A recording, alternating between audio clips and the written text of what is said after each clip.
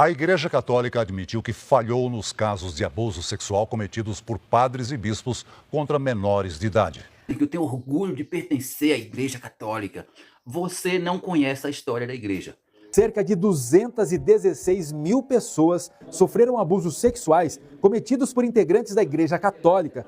O Monsenhor Luiz Marques Barbosa, de 83 anos, acusado de ter cometido crime de abuso sexual contra ex-coroinhas. Esse caso aqui aconteceu ali em Arapiraca, em Alagoas, viu? Que mais de 1.000 crianças foram vítimas de abusos sexuais cometidos por 300 padres. E a maioria desses 300 padres aqui, ó, não foram punidos. Que padres estupraram garotas e garotos durante anos e que monsenhores, bispos e cardeais não só se isentaram dos abusos cometidos por seus subordinados, como também ajudaram a acobertá-los. É tudo em nome de algo maior, senão a gente vai viver do quê, né?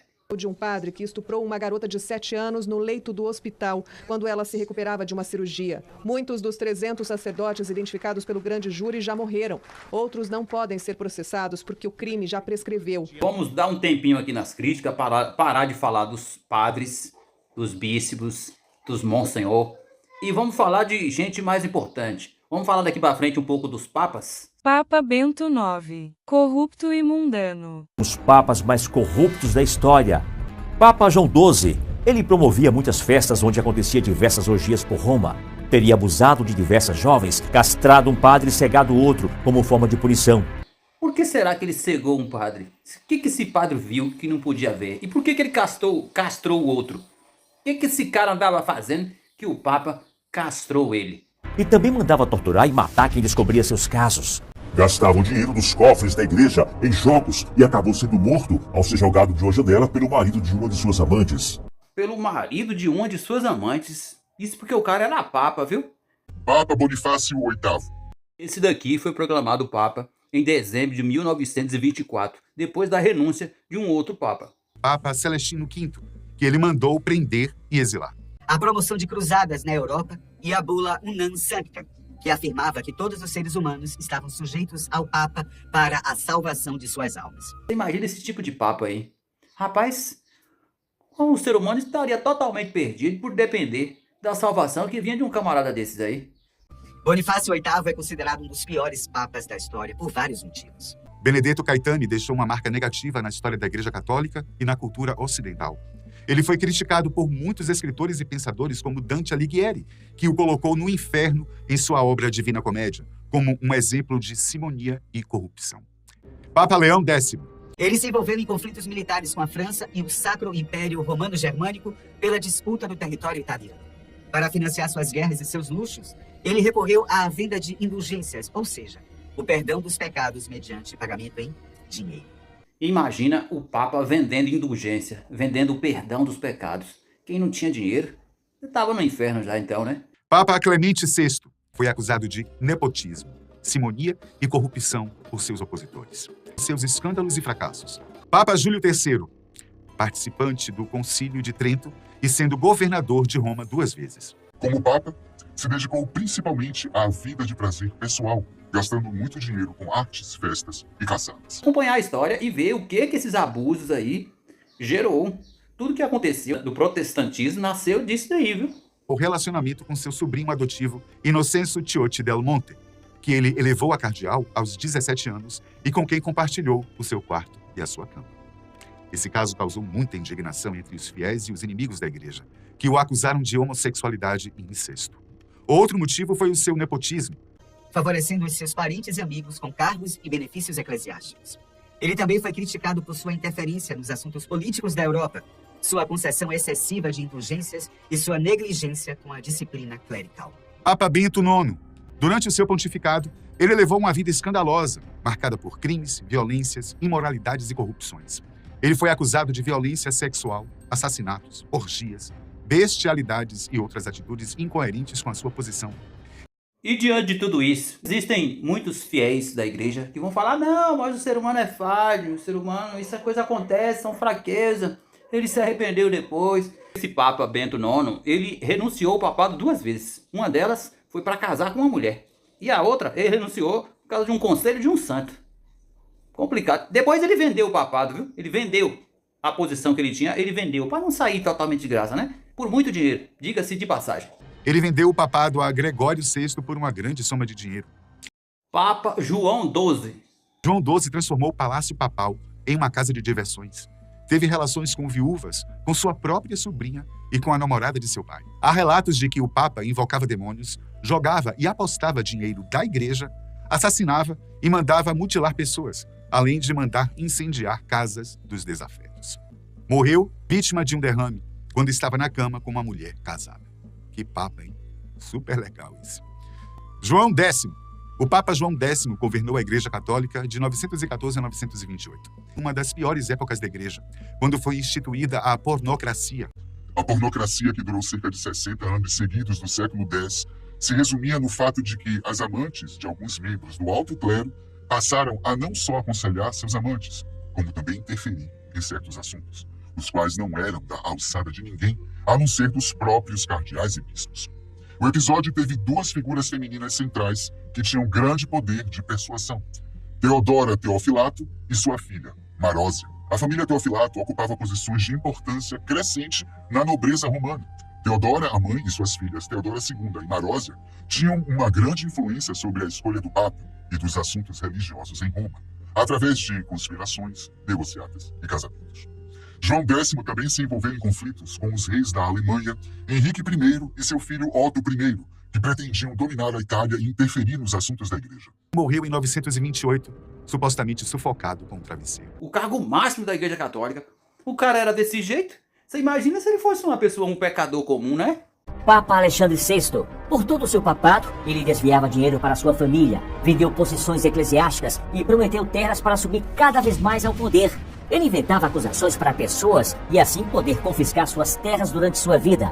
Possuía muitas amantes, algumas delas adolescentes, e com elas teve filhos. E o mais estranho e bizarro era que ele não tinha relações com suas próprias filhas. Tá maluco, rapaz? Mas a lei de Moisés não tá escrito lá que incesto é pecado? Oxi! Quer dizer que isso é pecado quando é pra população comum, né? Pros pecadores comuns, pros simples, réis pecadores. Mas quando é pro Papa, aí beleza, o cara pode ter relações com a própria filha, e você vai perguntar pros fiéis da igreja hoje, ele vai falar: não, mas isso aí é inventário, isso aí é mentira, e o Papa é um santo.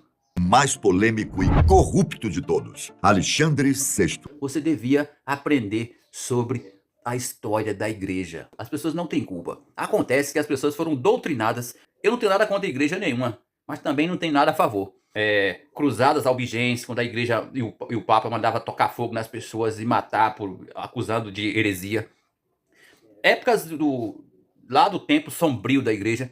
Então, as pessoas que não conhecem essa história, ou que conhecem e ignoram, não prefiam o que o padre falou assim. Então, até porque, se os papas e os padres começar a admitir tudo que já aconteceu, eles vão afastar você da igreja. Vão afastar você.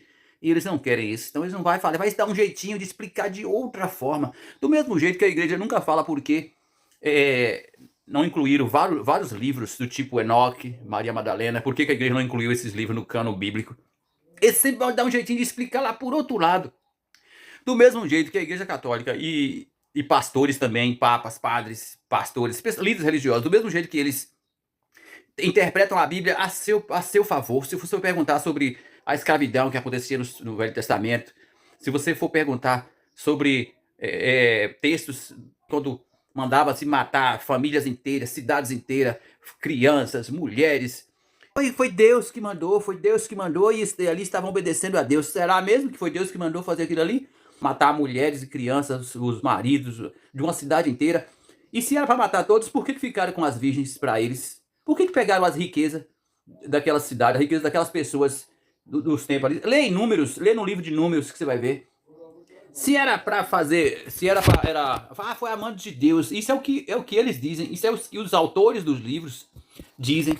Eu não estou dizendo que Deus era assim e agora Deus é diferente. Não é bem por aí não, viu? Acontece que a maioria dessas coisas que as pessoas relatam, que as pessoas escrevem, não são inspirados por Deus. Não tem nada de inspiração nisso. Você vai me dizer, com todas as letras, que a Bíblia é 100% inspirada por Deus? A Bíblia, ela contém a palavra de Deus. Não é que ela é a palavra de Deus. Ela contém. Ou seja, o que significa isso? Que na Bíblia contém a palavra de Deus. Tem a palavra de Deus ali, mas nem tudo que está ali é inspirado por Deus. Ah, se você é um herege, você não sei o quê, você Você é um ateu? Não, o ateu é uma pessoa que não acredita em Deus. Diferente de mim. Eu acredito em Deus. Eu não acredito nos líderes das religiões, nos líderes das igrejas. Eu não acredito nas igrejas. Eu não acredito nos papas, nos padres, uma leva de pastores, de bispos. Eu não acredito nesse pessoal. Isso é diferente de não acreditar em Deus, tá? Eu acredito em Deus. Eu não acredito naqueles que vêm falando em nome de Deus. Porque a grande maioria deles está falando em nome de si mesmo. Eles usam o nome de Deus. Não é porque eles estão falando em nome de Deus. Eles usam o nome de Deus, que é para dar credibilidade ao que eles estão dizendo. Eles escreveram muitas histórias, muitas atrocidades, muitas barbáries que os homens faziam e dizem eles nas escritas, os autores, que foi Deus que mandou. Eles dizem isso exatamente para dar credibilidade ao comportamento humano. E dizer que eles estavam fazendo aquilo em nome de Deus. Eles dizem muitas coisas dizendo que é em nome de Deus e que é tudo inspiração de Deus, exatamente para meter medo às pessoas, para deixar as pessoas amedrontadas, acorrentadas e desse jeito aí, ó. Pois é. E se você conhecer essas histórias dos papas, os papas corruptos, dos padres, dos pedófilos e da maneira que as pessoas usam a Bíblia para enganar você, você não estava aí falando que você tem orgulho de ser católico, tem orgulho de ser religioso. A religião é uma gaiola, viu? A religião é uma gaiola. Você pode ter fé em Deus, é diferente de você ficar aí defendendo uma religião. Na verdade, tem muita gente que não é nem cristão. É só um religioso que ama a sua igreja, que ama a sua religião e defende dessa religião a qualquer custo. Inclusive, a Igreja Católica esteve envolvida no passado em muitas atrocidades do tipo queimar pessoas, matar, assassinar pessoas em nome da fé. Quer dizer, é complicado, né? Você sair por aí matando pessoas, queimando pessoas vivas, inocentes, só porque pensa diferente de você. Você imagina o que as pessoas... Isso é o que a gente sabe. Você imagina tudo que aconteceu e que a gente nem sabe. Que nem foram capazes de relatar na história. Porque hoje em dia, com o avanço da tecnologia e da internet, qualquer coisa que se faz e até o que não se faz aparece. Mas há milhares de anos atrás, a maioria das coisas que se faziam não aparecia, eram abafadas. E só 5% do que aconteceu foi capaz de aparecer e de ser registrado para a informação. Mas desses 5%, com certeza que os líderes, os poderosos, mandaram abafar, apagar, queimar um monte de informação que é para não chegar a você, que é manter você assim, igual você tá aí, né? Defendendo, minha igreja, minha vida. O Papa falou, o padre falou, o bispo rezou, não sei o que, rapaz. Eu tava conversando com um jovem outro dia e perguntei se nós estamos fazendo crisma, catecismo. Você já leu a Bíblia? A gente lê alguns versículos. Pois é, né? Você não leu a Bíblia, vocês não leem a Bíblia, vocês leem alguns versículos escolhidos pelo professor lá do catecismo, do crisma e tal ali. Alguns versículos já escolhidos já. Se vocês lerem a Bíblia, você vai entender. Aí eu até disse para eles, é bom vocês continuarem lendo só versículos mesmo, viu? Porque geralmente pessoas que lêem a Bíblia toda acabam deixando de ir para a igreja. Pois é. Continua lendo alguns versículos selecionados, um versículo ali, outro ali, só aquilo que te convém, sabe? Porque se você pegar e ler tudo a história mesmo, e entender, você vai ver que é muito diferente do que as pessoas falam. Eu tenho orgulho. Nossa, eu tenho orgulho. Você tem orgulho de alguns papas também? Do passado aqui? Você vai dizer que é mentira, né? Com certeza você vai dizer que é mentira.